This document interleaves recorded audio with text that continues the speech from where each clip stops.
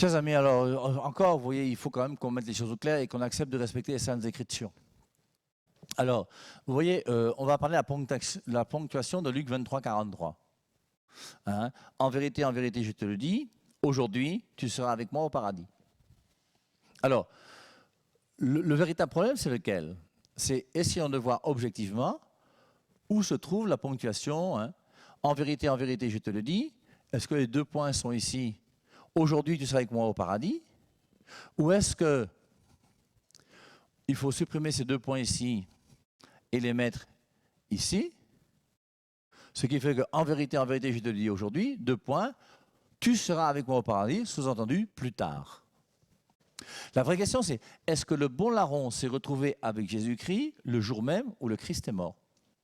Alors, pourquoi est-ce que les gens veulent faire une distinction bizarre avec ces histoires? C'est parce que, quand on lit un peu les Saintes Écritures, dans Jean chapitre 20, le jour de la résurrection, au verset 17, on a une femme qui s'appelle Marie, Marie-Madeleine, Marie de Lazare, c'est la même femme, qui est là et qui va se retrouver au tombeau. Elle va voir un personnage qu'elle a, va penser que c'est le jardinier, et elle va lui dire, où est-ce qu'on a mis? Et le jardinier va lui dire Marie, et elle va comprendre que ce n'est pas un jardinier, c'est Jésus. Elle va se prosterner à ses pieds, et elle va dire, hein, à ce moment-là, et Jésus-Christ va lui dire, ne me touche pas, car je ne suis pas encore monté vers mon Père.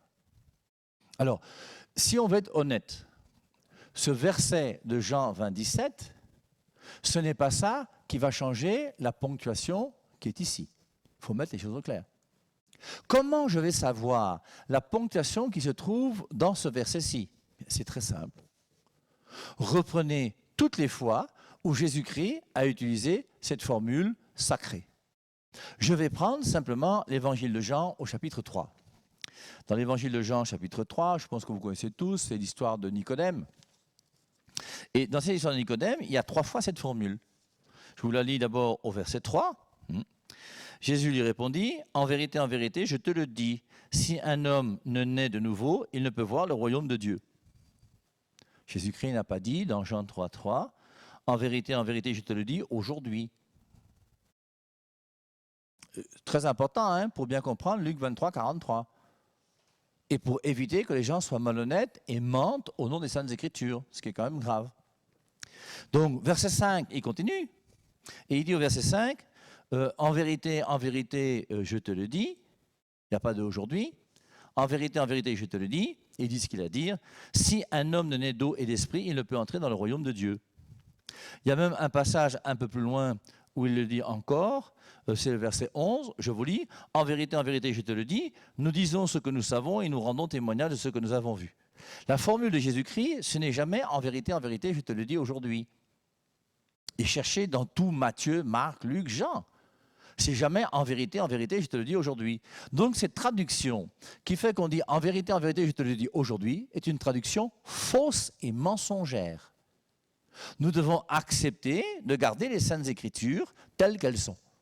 Alors c'est vrai que nos gens des nouvelles églises, si vous ne le saviez pas, il faut quand même qu'on le vous dise, c'est vos supérieurs qui ont jeté 7 livres inspirés par Dieu à la poubelle, ce qui pour moi est une honte absolue.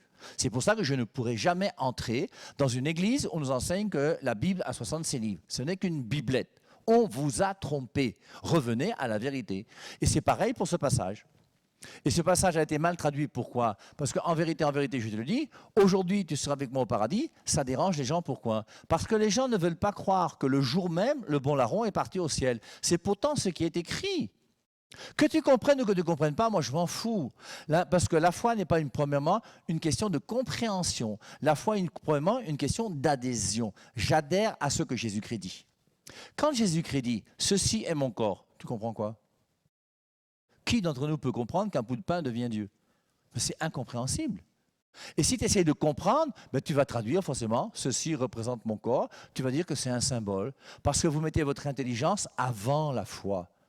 Et quand on respecte la foi, Jésus-Christ dit « ceci est mon corps, je comprends pas, c'est pas grave », c'est ce qu'il a dit. Et ce qu'il a dit est forcément vrai.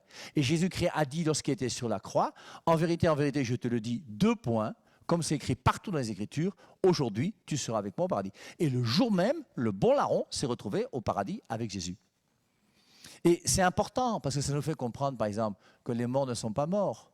Certaines personnes vous enseignent que les morts sont morts. Vous avez pris ça où? Jean chapitre 11, versets 25 et 26, c'est la résurrection de Lazare.